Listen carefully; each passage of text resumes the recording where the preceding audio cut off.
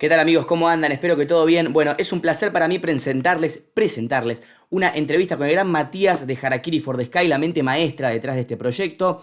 Cuando había salido Maere o Mer, como se pronuncia, habíamos charlado con JJ, la voz de la banda. Hoy nos toca con el artífice. Sé que algunos de ustedes habrán escuchado que dije que pensaba preparar un especial de toda la historia de Harakiri for the Sky y combinarlo con esta entrevista. Lamentablemente los tiempos no me están cuadrando para hacer todo, quizás lo dejemos para más adelante, pero de momento les quiero compartir esta nota, fruto también de que Harakiri for the Sky se va a estar presentando este 9 de noviembre en el Teatrito de la ciudad de Buenos Aires, haciendo ni más ni menos que su debut en Argentina. Así que los quiero ver a todos ahí. Mientras tanto, disfruten de la nota. Les dejo las entradas en la descripción también para que se hagan con su ticket. Y bueno, disfrútenla. Nos vemos. Well, we are here with Matthias from Harakiri for the Sky. Again, Matthias, now that we're recording, I would like to thank you, first of all, for taking the time today. How are you today, this Monday? I'm great. Thank you so much. Thanks for having me. Very much looking forward to the interview. Absolutely. Well, it's a pleasure. I actually really enjoy your band. I got to interview JJ a couple of years ago when you released Mare. So really looking forward to this chat in this time with you. Um, Before getting into the Latin American tour you'll be doing as well as the new record, I would like to ask you this question because it's something that gets quite repeated in certain occasions. That the difference maybe between atmospheric black metal or post black metal. I think that nowadays maybe you're one of the most iconic bands in between these two genres. Maybe kind of hard to label exactly. I mean, do you find any difference between those two styles of black metal? You don't give much attention to that. I mean, any thoughts? But I think it's always tough, to put a label on something as music because it's the boundaries are so fluent. Like there are so many influences you can implement into music.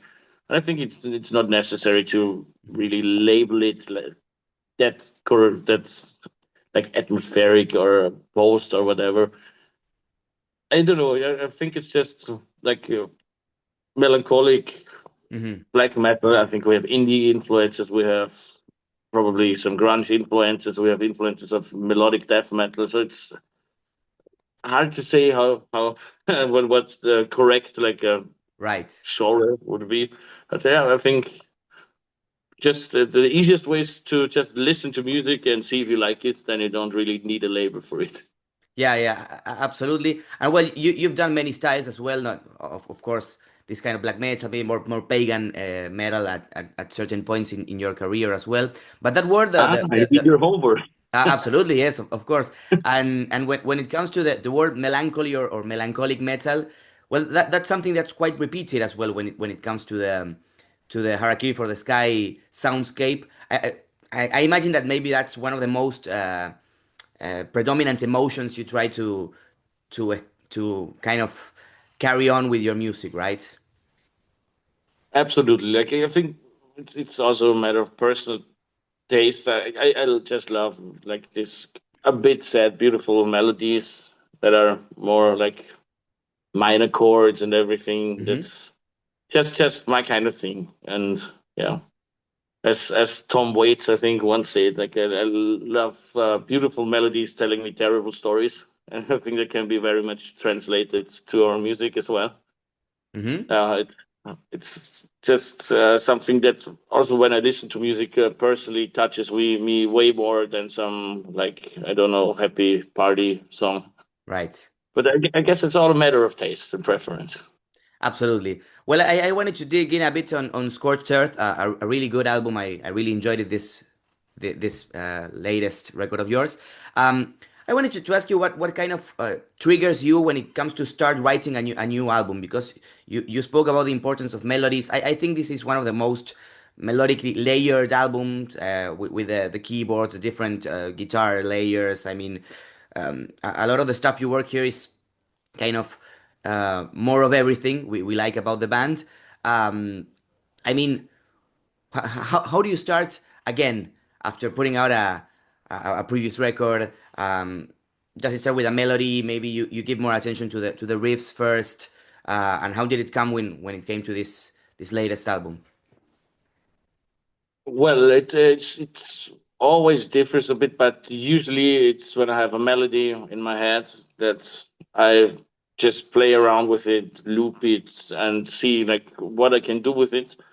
And like as you mentioned before, after putting out 5 previous albums already, it's sometimes I just record it and or write it down, and then maybe look at it or listen to it the next day because I'm very conscious that that there's a certain danger to repeat yourself, and that's why I also throw away a lot of ideas and riffs. If Hmm. it's too similar, I mean, like there's always a danger to become repetitive or recycle riffs, and that's something that I'm actually quite scared of and don't want to do. As because I've heard that in many other bands, like when they put out many albums in a short time, that some things just are too similar to the previous albums. So I usually collect some ideas, may it be a riff or sometimes even a drum groove or a melody. And if I see potential in it, then I play around, like what would fit. How do I maybe layer that melody? How can I translate it into a clean part and so on? Mm. And that's how I usually write a song. I build something around an idea and not like, so I have the structure of this, and this, and then write different parts. It usually starts out with like one core element, and then I build the songs around it. That sounds really logical to me because one of the songs I love in this record is "Keep Me Longing." That's I think also the longest one in the record, and it's kind of based around a melody that starts with keys and then it kind of evolves into the guitars, but it's kind of the same melodic idea, like the same notes throughout the song. And what you're trying to say is like maybe working out different ways to put out a melody but sort of conveying different emotions or that kind of stuff. That's really one of the stronger points of Harakiri for the Sky in my opinion as well. Yes, you're completely right with that. Like this like core riff or pattern that you mentioned. It's like it always comes back in the song, but sometimes with different chords underneath it, and Mm. sometimes with just a little bit of change in the melody, and then with an other layered melody over it. And yeah, that's the thing. I prefer to have like some simple melodies that kind of gets maybe stuck in the ear than rather overdoing it by just trying to be overly complex. That's absolutely not my style of songwriting. Rather, I want something that sticks and works like emotion wise. Like if you have songs that long, it's always dangerous that Mm. it gets boring. You know, that's especially these days with young people that are have zero attention span, being used to TikTok and shit like that. It's very important to somehow keep the attention, you know. And like the biggest compliment I think you can get is when people say the songs don't feel as long as they are. Then I think then we have done something right. Right. Um, well, is it weird for you working in an age where, as you mentioned, TikTok is kind of um, getting everywhere, or do you feel like the fans of your band are kind of aware of that, all sort of things?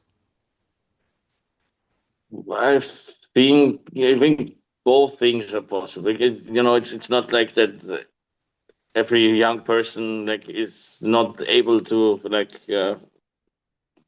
be focused on something for more than 20 seconds, not at all. And I think we have lots of very young dedicated fans that appreciate what we do. So but I think it's still something that is like everything is like promotion wise, it's just like edited to those preferences. Like you have to always like take a parallel of a song and make reels and then have Yeah. a certain output on social media. So everything is so calculated, and it's something like if maybe I'm already too old for that, but that I just want to make music, and always this calculated thing on like to get the attention of people who scroll through their phone all day. I'm very happy if other people do this for me and I don't have to do it Mm. because I just want to make music, to be honest. That's fine. That's cool. I wanted to ask you about the vocals of JJ in this album as well because I found them to be um, kind of in a more depressive tone at times, not as broken or as harsh as in previous records, and at certain points, maybe when the song reaches its or one of its many climaxes, I mean, super agonizing the vocals. So, was it something that you worked with him that you thought beforehand? Or is it just something that turned it out that way? It was something we deliberately tried on this record to bring more layers of his voice into it, like this harsh vocals, but with a little bit of a tone in it. Mm, That's something where we like when we talked about it before to try to implement it and see if it works. He experiments with a little bit more different tones of his voice, and it was quite naturally. Then it worked out well. He's also doing this live, and I think it makes it more interesting and also like benefits the songs that he's trying some more things. And of course, the voice changes naturally over the years. Like in the beginning, it was like his screams were way higher than yeah. now. And yeah, but it's just how a natural development of his voice. Okay. Okay. Now, well, with this final minutes that we have, I wanted to speak about your return to Latin America. Actually, your first time in Argentina, because the previous tour you didn't include where I'm at, actually. So, really looking forward to your show. Um, Speaking of that previous experience you had, I wanted to know how you perceive the audience. I mean, maybe compared to playing in Europe, or I mean, did you feel it different, like the same? Any thoughts you'd like to share on what was that like? Oh, it was like one of my absolute favorite tours, and yes, it's a huge difference. I think in Europe, many people are a little bit overfed. They have too many options, too many Mm, concerts, and it's not comparable at all. Like the dedication of the fans, like the feeling of how they enjoy the music and how they can dive into it. It's completely different, and it was like a incredible experience for us. Like when we toured there back 3 years ago, and yeah, I'm beyond excited to come back to Latin America. It's like I'm really, really looking forward. yeah. Well, And Argentina as well for the first time because last time we only were at the airport when we flew to Chile. yeah. And yes, very excited to play in Buenos Aires this time It'll too. it'll be great, and well, you know that also Latin America is very famous for chanting some melodies as well alongside the guitars, and Yeah, well, yeah. you're a band that's really well for that. And I wanted to know maybe if you had any song that when you played it stood out the most for you, or maybe one of the new ones you're looking forward to performing, having that in mind. Well, I mean, this time we tried to like play a little bit of everything. It's tough with such long songs to Yeah. make everyone happy because there's only a certain amount that you can play like in the length of a set. But yeah, like the chanting in South America, that was something we already experienced last time. It was pretty cool, like the whole ole ole thing. Yes. It was really nice. Like I don't know, I guess I will get surprised which parts people will sing along. Okay, okay. Well, looking forward to getting those answers after your show. And well, you mentioned, of course, it's. I imagine also because of the length of many songs as well as the records keep coming. They will keep coming. I imagine that it's maybe hard to ensemble a set list, but there must be really a lot of upsides to being such a consistent band and keep going. I mean, now with the release of this record, do you feel anything different with the band? I mean, do you feel it has grown more than with the previous one? Maybe any door that you feel has opened that maybe hadn't opened before? How do you feel the current state of the band nowadays compared maybe to the previous one or two records? Where are you at now? I I think like with our consistent live lineup that we have at the moment, that very happy with the dynamics. Like first of all, like on a personal level and also on a professional level, because now it feels like after the two tours we did this year, I'm quite happy with how the band sounds live and everything. So it's always like very fun to go on stage with my friends who are the musicians in the band. So um, I think there was a development in the last years, also on a professional level. So I enjoy playing live very much at this point. Hmm. So And maybe do you feel that nowadays, I mean, the style you're playing, we spoke at the beginning of the labels and all that stuff, but I mean, there's a lot of bands. Well, the label you're at has got a great, this kind of modern, maybe more melancholic black metal bands. Well, like Grossa, that you're familiar with, of course. You had Team of Austere in the records.